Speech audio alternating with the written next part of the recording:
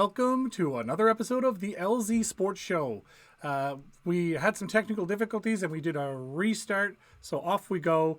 Sorry about all that. So I am Mark Adam here in the LZ HQ, I suppose. The WPG Sports HQ, I think is what we've written on the screen there. I am joined by my trusty cohort, Mr. Keith McKnight. We are socially distanced so that it is safe, of course. So thank you for joining me, sir. How are you doing? Good morning. I'm good. How are you?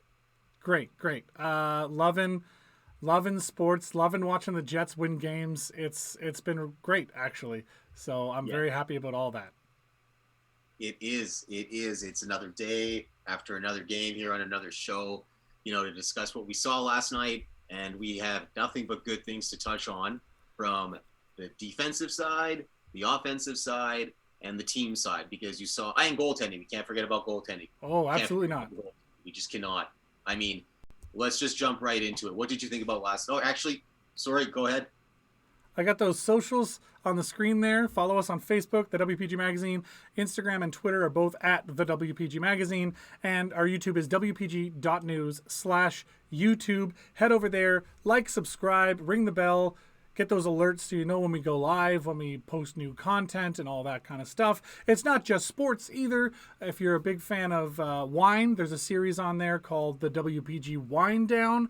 And it's a lot of fun as well. And there's free dance classes, and the odd online concert and things like that are on the WPG's YouTube channel. So go check all of that out. And then we're going to tell you that you can call us. You can call in, leave a message. We'll use those messages on future shows as long as the language is appropriate. Just a little hint there. So you can go ahead and give us a call here in Winnipeg locally, 431-800-4555. And let's jump straight into it. Let's look at those game stats, sir. You were about to touch on that, as it were. So yeah. I mean, look at those stats right there. I mean, the Jets outshot them 31-29, and not to knock on that, we don't see that happening very, very, very often so far in this young season. That the amount of games that the Jets have played, but that's okay. Last night they really, really attacked the goaltending that Thatcher Demko was putting on for the Vancouver Canucks. The two goals that we saw, we have to, respect the fact that Vancouver, because that second goal was on an empty netter from Mason Appleton that you had mentioned, but It doesn't take away from the fact that both teams played a very, very impressive defensive game where both of their presence on the defensive side was very, very impressionable, and I'm sure their coaching staffs will be very happy about that. You saw the face-off percentage there at 53% for the Jets, and which is rare too. That's not a thing that they win a lot, is the face-off percentages. So it's nice to see that in the win column.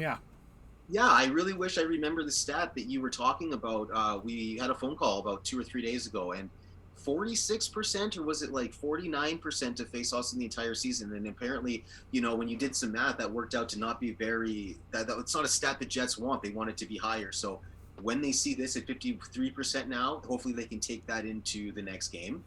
Absolutely. The power play, both teams going 0 for 2. I think the Jets, at least, because they played shorthanded 6 times the last game. So that's really important that they really cut down on that. Well, and see, that was also something interesting in the Oilers, is when you looked at the penalty minutes, I think there was it 2 minutes of penalties each in the first game against the Oilers, and then it was a whole slew of penalties. I think the Jets went 1 for 5 and the Canucks went 1 for 6. So there was a lot more power play opportunities in that second game. So I wonder if that's going to be mirrored here. Low power play opportunities in the first game, and then after that big row at the end, which is where all those penalty minutes come from, because there was no power play at the end. It was even strength, but where those penalty minutes come in is I think that's going to lead to a lot more power play opportunities in the following game. Again, we've talked about it before. Those series often offer a lot of that rivalry building atmosphere. So you get guys that are out there and they're obviously jacked to be playing. These are like crazy good athletes, a lot of, and pardon the obvious, but a lot of testosterone out there, a lot of competitive spirit, a lot of guys going super hard, and when it comes to a head like that, and you know you're going to see them again, it gives it like we've said before, that playoff feel of hockey. So you got that, you know you're going to see them again. So you're building that you're taking numbers as you're going off the ice, and you're seeing Yes. who's going to be lining up against you on the next one, right? Yes, you're seeing like a lot of this, and then a lot of slashing as well, and it's I'm glad you have your stick for demonstration purposes, obviously. yes, of course. I mean, you need to see that, right? I mean, you're very welcome. See that playoff atmosphere, and I read that Blake Wheeler, it's hard to create like these long winning streaks because you're seeing these teams vary so often. So that's exactly why it's easy to have that playoff mindset, because you're just like, okay, one day off, I'm going to see you again. Like taking numbers. I like that line. You got me excited there with that one. Taking numbers. Well, I'm glad I could do that for you. And looking at the stats, they obviously they came out with the win. Shifley's solo effort in the first period opened the scoring, and that was where it basically stood until Mason Appleton took a pass from Pionk and put it in the empty net. So, I mean, really, when you look at it, there's three names on this board, but there may as well just be one, and it might as well be Mark Scheifele, because why not? He goes into the game with an 8-point scoring streak, make that 9 now, and he just has so much confidence. I love watching him play. I love seeing the double digits in the win column for the Jets. Vancouver fans are less happy to see the double digits in the loss column for the Canucks, but they get the opportunity to see each other again 2 days after. So they take a day off, being today, and then tomorrow they'll meet back up in Vancouver to play yet another in what has become a lot of fun, watching these little short MLB style series. Love seeing Brossois' shutout on there, and I really thought that Demko played very well for Vancouver as well. But on the point of Brossois playing, why don't we hear what Coach Paul Maurice thought before the game about, like, when he was explaining why play Brossois today versus playing him, 2 days from now. And here is what the coach said.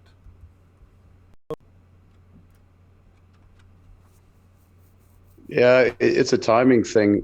I mean, we didn't want to leave him too long because he's got to stay on a rhythm. When we get into March, we're going to need him to play a bunch of games for us. But it's also a rhythm for Connor. And I think 3 days for Connor is about perfect. But if Connor had played tonight and Lauren the next game, then we'd get a 5-day block. We'd really like where Connor's at, so we want to try to keep him in the right kind of rhythm between games. And that was Coach Paul Maurice talking about, the right number. Like, I love the way he explains things for the masses. He explains things in a way that, like, even I can understand. You know what I mean? I love, one of my favorite subreddits is, explain like I'm 5. So I love seeing Paul Maurice talk. In previous episodes, that the Jets goaltending problem is a good thing to have. Now they've been really exposed to that, because we saw that it's a good problem for them with the amount of players they have on the defensive side that they can pick from, and the amount of forwards that they can pick from, right? So this team is really starting to come together.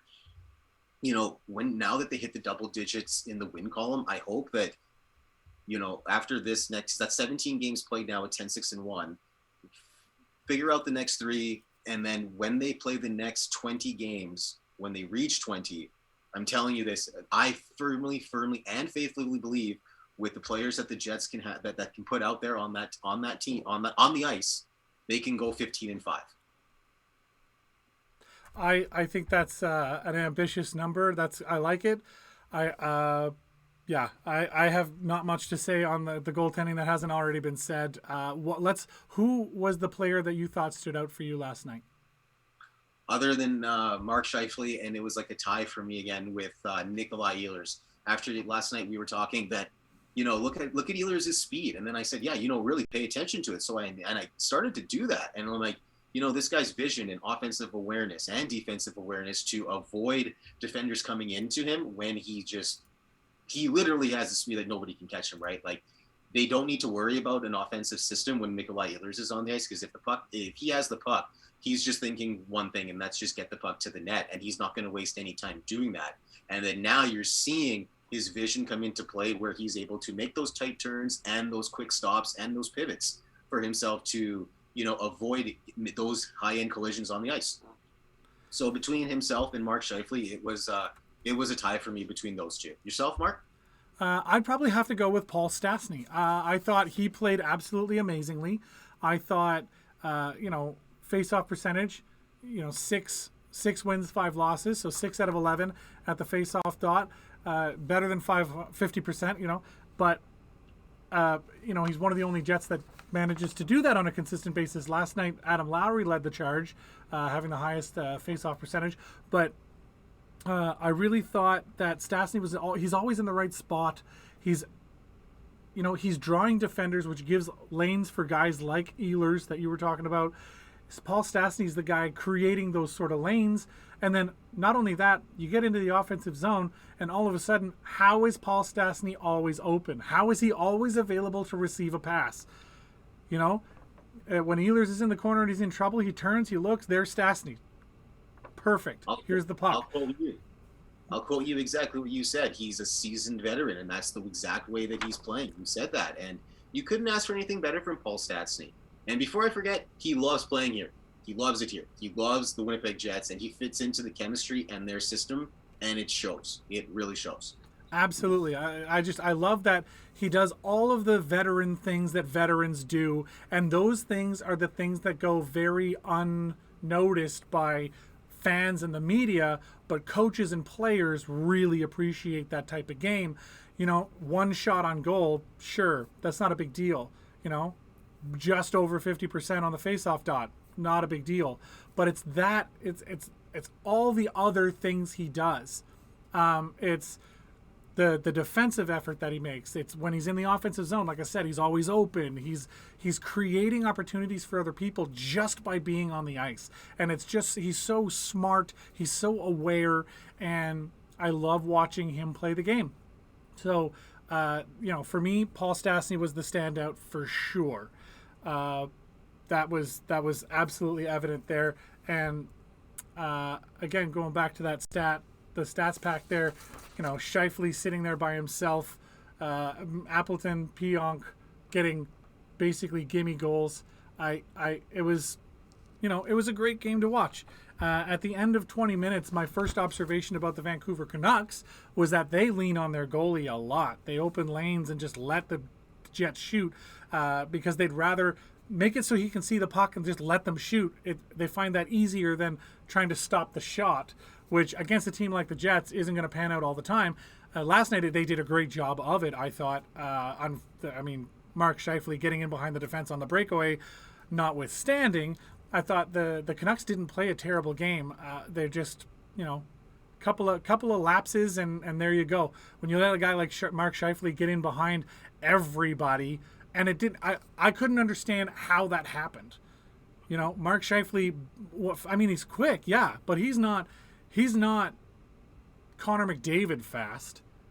He shouldn't have had that much space by the time he got to the net. That was a whole lot of what is happening with the Vancouver Canucks defense, and a lot less of look how great Mark Scheifele is. That said, you put Mark Scheifele in an opportunity where he has a breakaway, he's going to make it count, as he did. But I think that was less about Mark Scheifele and more about the defense of the Vancouver Canucks. Would you agree or disagree there? I'm going to. It's tough because it's like the defense was there, but he just beat that defense. That breakaway wasn't like, oh, someone's coming out of the penalty box. Oh, boom, he's there. Boom, hit him right now. It wasn't like, oh, there's an open guy waiting at the blue line, and then there's enough space. Mark Scheifele saw a loose puck, and he's like, I'm going to beat this guy to this puck. Well, he beat two guys to the puck. Both of those defenders and he came at an angle. I don't understand physics, how Mark Scheifele could be that much faster than those two guys. And there it is. The puck gets in behind them, and Mark Scheifele came at an angle and beat them to the puck, and then still had space when he got to the net. I don't understand how something like that happens, unless the defender gave up or Mark Scheifele is way faster than maybe we think. I think we have to. I think that's where we're going to have to agree, where we aren't appreciating just how fast and good he is.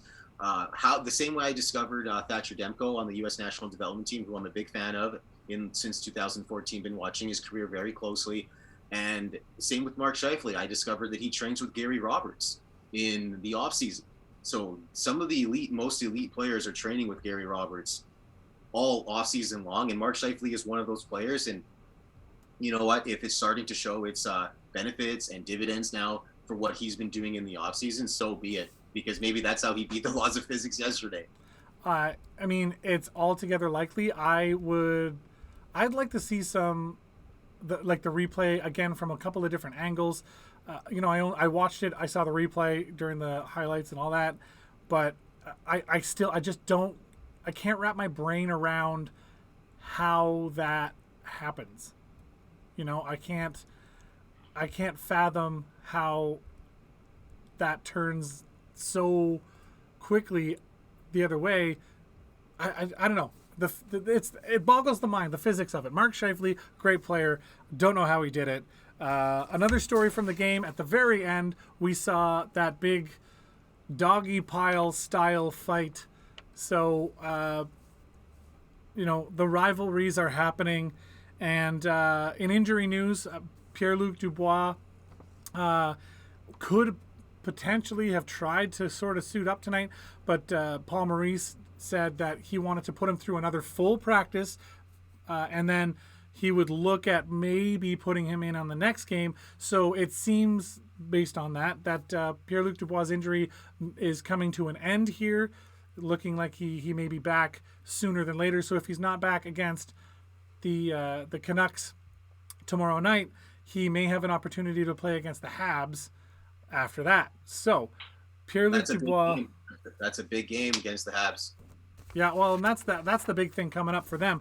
The division is so tight. Edmonton beat Calgary last night 2-1. Sorry, that was the only other game in Scotia North action last night. Everything else was south of the border.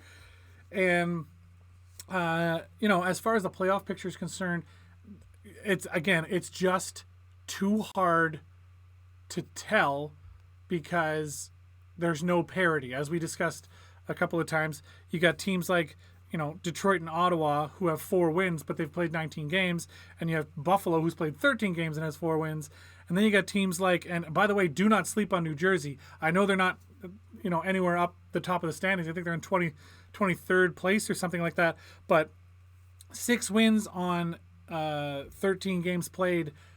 That's a deceiving statistic to be sitting in 23rd place because they've only played those 13 games, but they've got 6 wins. So I think, if they get chugging along and get to play their healthy games, you're going to see a very dangerous New Jersey Devils team. So that's sort of a look at the league at the moment. The Devils comment there, you were mentioning that some of these teams in the States are running into protocol postponements, right, for COVID. So some of those games on their schedule could be pertaining to that, and that's probably why that statistic. The deceiving Devils. I like that, and it's a deceiving statistic. Yeah, I would agree. I think all the games that were postponed due to COVID are a problem for them. So let's see how that all pans out. And Vancouver again for the Jets tomorrow. Habs after that twice at home, which is going to be a good place to meet the Habs. The Habs have been sliding currently in the standings. They are below the Jets. The Jets are actually ahead of the Habs, which is kind of nice to see. We want that for sure. Top 4 teams in each division move on to the playoffs. That's just how it's going to work.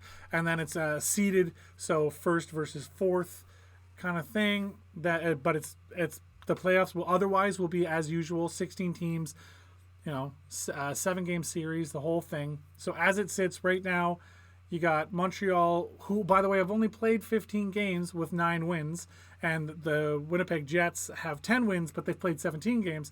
So the Habs have 2 games in hand on the Jets. They could leapfrog by getting those 2 wins, and then, they're right back in their third spot again.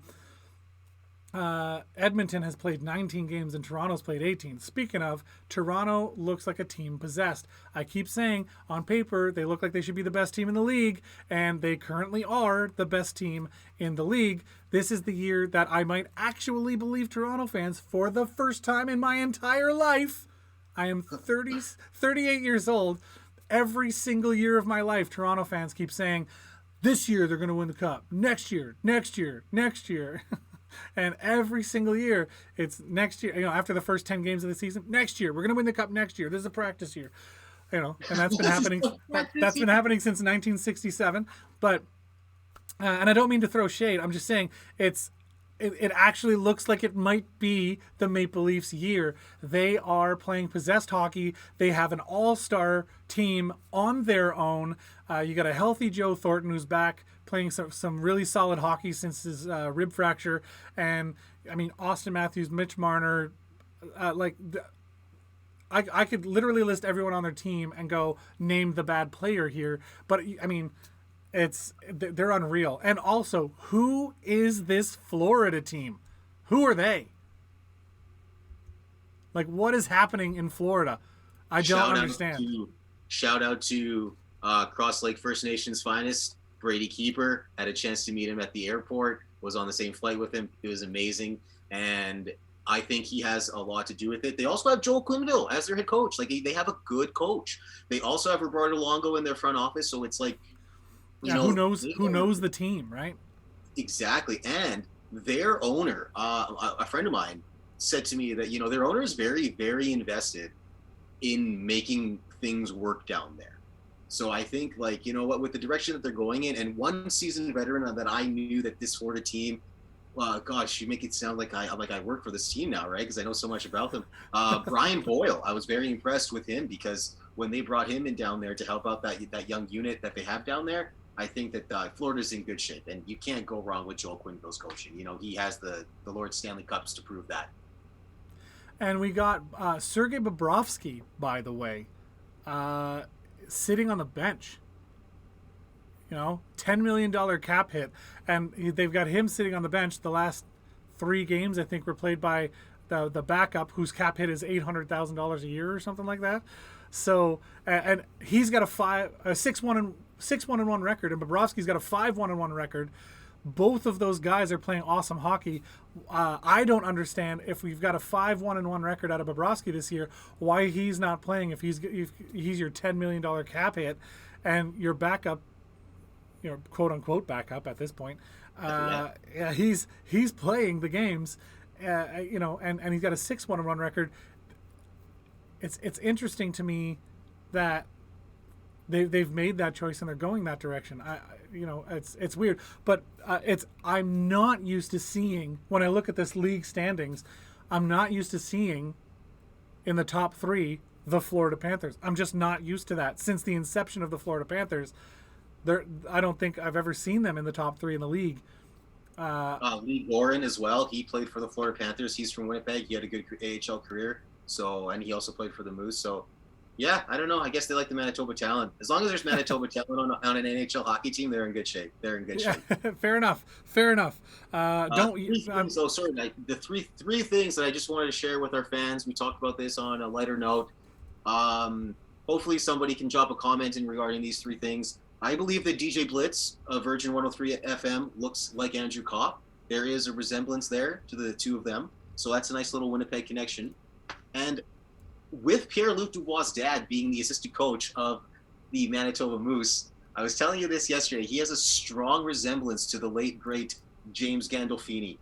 And to throw some connection to Winnipeg and Mr. Gandolfini, he bought lake property here in Winnipeg, up in the Manitoba Interlake, I believe in 2009 or 2010. And I hope there's somebody that can really validate that for me other than my Google search again after the show. And the third thing, Mark, we good Winnipeg celebrity here, Dancing Gabe was honored with an honorary degree from Red River College. So big shout out to him. I know that he's going to be very impressed with that, and I know that the city will be very, very proud of him. So congratulations to you, Dancing Gabe. Absolutely. I actually have a little graphic here built for Dancing Gabe. He was honored. He's being, as you mentioned, honored with the honorary diploma from Red River College, and so the president and CEO, Fred Meyer, said Red River College awards an honorary diploma to an individual who demonstrates high standards of excellence in their personal and professional achievements and whose involvement in the community is widely recognized. I don't know anybody, by the way, who fits that mold more than Dancing Gabe. So Gabriel Dancing Gabe Langlois has made significant contributions to our community and is celebrated by many for his tireless engagement efforts and friendly demeanor. So love seeing local talent, celebrated. And then you got the fans who absolutely are, they're and it's funny because if you go to the Reddit thread or you read the comments on any of the articles on the local papers here, all of them are overwhelmingly positive.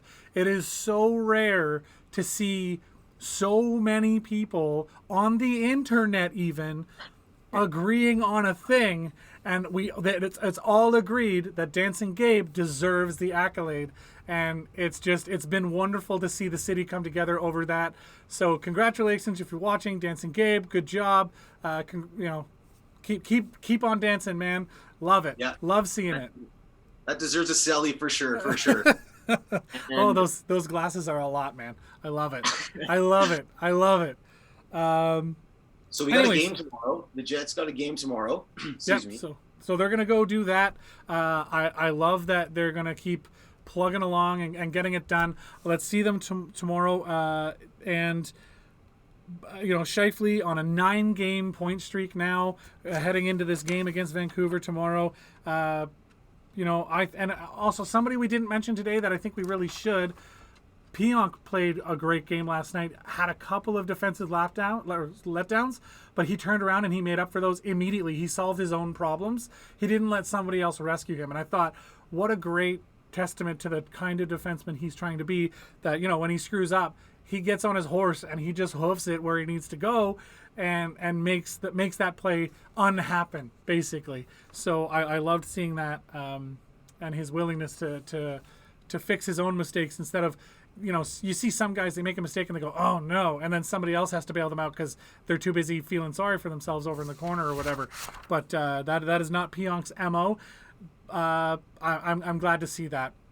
None of that. He does not have that. Excuse me. He does not have that attitude. He will skate and he will perform for this team for sure. He gets pucks deep. Yes, he does. He gets pucks deep. Absolutely. All right. So that's our time for today. I am Mark Adam. I am sorry about the technical difficulties that we have struggled through today. When you're doing something from your own basement, it turns out awesome or it doesn't. And some days it doesn't. It is what it is. It's tech today, but we're just fans doing what we can to talk about sports. Do go ahead and give us a call. Again, that number is 431-800-4555. We want you to call us, leave a message. We can use those messages to voice your opinion on this show. We are a fan-based show. We're not purporting to be experts in the field. We're just people who love the game, follow the game, and want to talk about it with other people who want to talk about it. So welcome to the LZ Sports Show. For Keith McKnight, again, I am Mark Adam. We will see you again next time. Follow us on all those socials. Bye-bye.